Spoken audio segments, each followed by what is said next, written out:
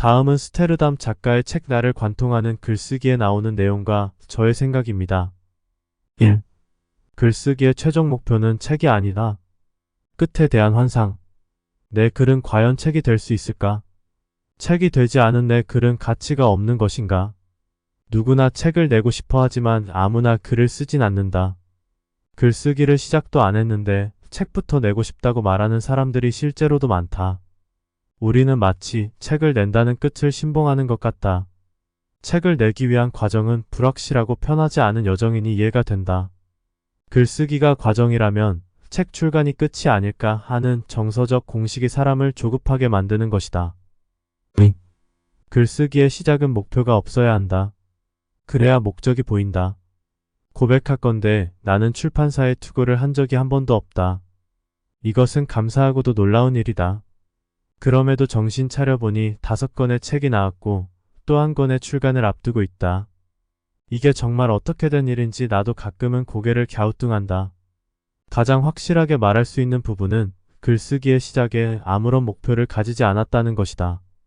살아오면서 나는 목표가 없다고 자책한 적이 많았는데 글쓰기를 다짐할 때는 오히려 그것을 생각조차 하지 않았다. 만약 글쓰기를 시작하면서 일주일에 몇 편의 글을 쓴다거나 1년 안에 책을 출간하겠다는 목표를 가졌다면 나는 분명 중간에 글쓰기를 포기했을 것이다. 목표가 없으니 시작할 용기가 났다. 자책할 필요도 없었고 무언가에 쫓기는 마음의 부채감도 없었다. 그저 쓰고 싶을 때 쓰되 1년을 돌아보아. 그것이 자산이 될지 쓰레기가 될지 지켜보자는 긴 호흡을 하고 있었다. 나에겐 끝이 없었다. 그저 과정을 즐긴 것이다. 끝이 없을 과정이라도 받아들일 준비가 되어 있던 것이다. 그리고 그 글들이 모여 기어코 책이 되었다. 1. 이번 내용의 핵심은 책을 내기 위해 글을 쓰지 마라입니다.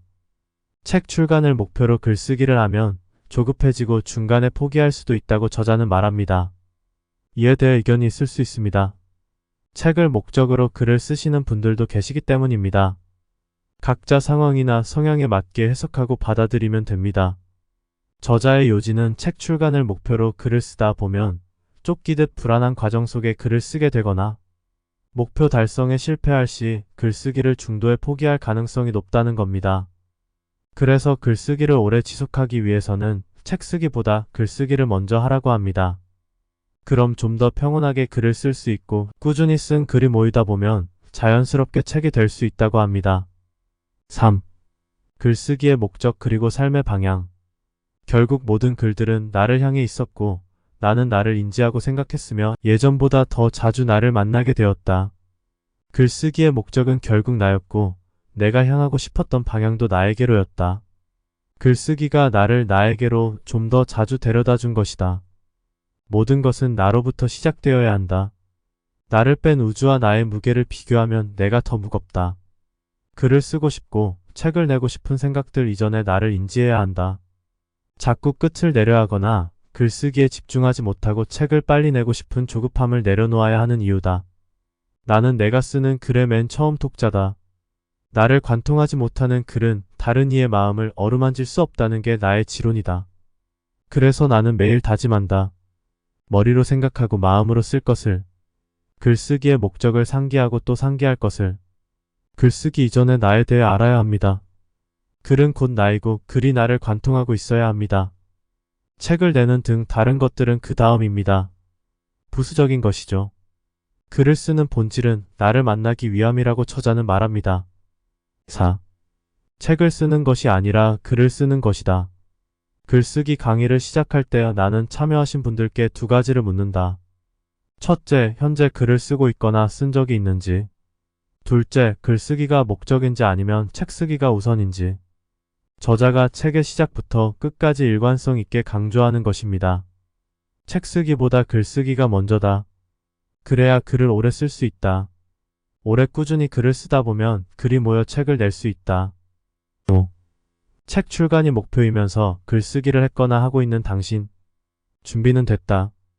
브런치에 글을 쓰고 있거나 꾸준한 결과물들이 쌓여있는 포트폴리오가 있다면 출간 제안을 받을 수도 있고 아니라면 그 자산을 가지고 투고를 하면 된다.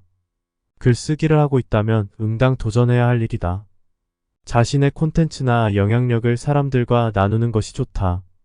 다만 글의 질과 양을 객관적으로 파악해야 한다.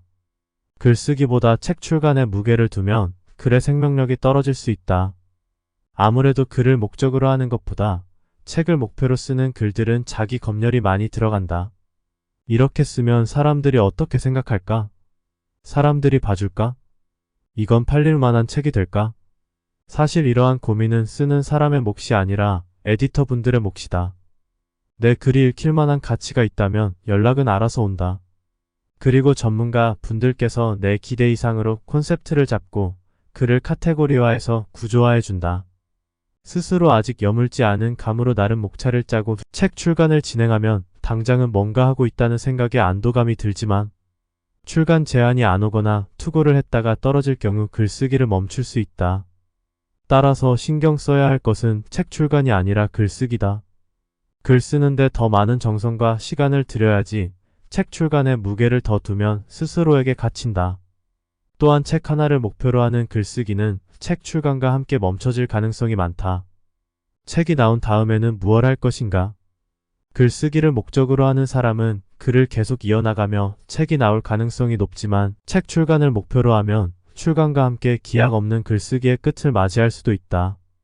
글쓰기보다 책 쓰기가 먼저가 될 경우 상대적으로 자기 검열이 심해져 글의 생명력이 떨어질 수 있다고 저자는 말합니다. 앞서 말했듯이 책 출간이 우선일 경우 그것이 실패했을 때 글쓰기가 종료될 수 있다. 또는 실제로 출간이 되었을 때 목표를 잃었기 때문에 글쓰기가 더 이상 이어지지 않고 종료가 될 수도 있다고 합니다. 그래서 책 쓰기보다 글쓰기가 먼저라고 합니다. 6.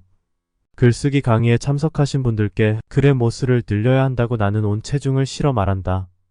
당장엔 연관이 없고 글들이 무질서하게 흩어져 있는 것처럼 보이지만 그 안에서 분명 어떠한 법칙과 스토리 그리고 소재들이 나온다.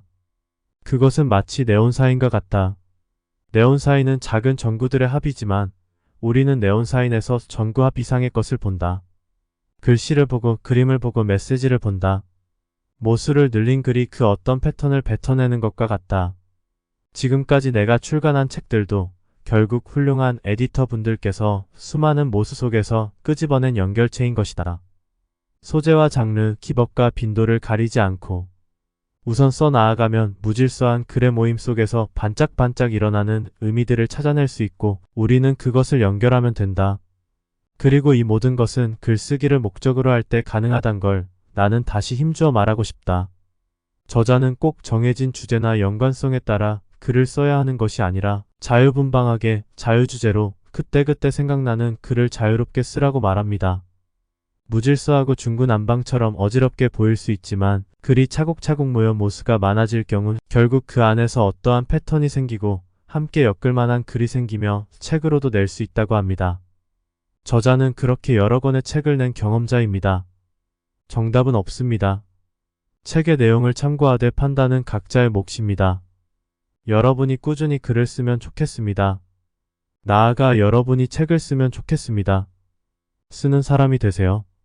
쓰는 삶은 누적 축적되는 복리의 삶입니다. 글 쓰는 수의사 투더문이었습니다. 같이 함께 멀리 갑시다.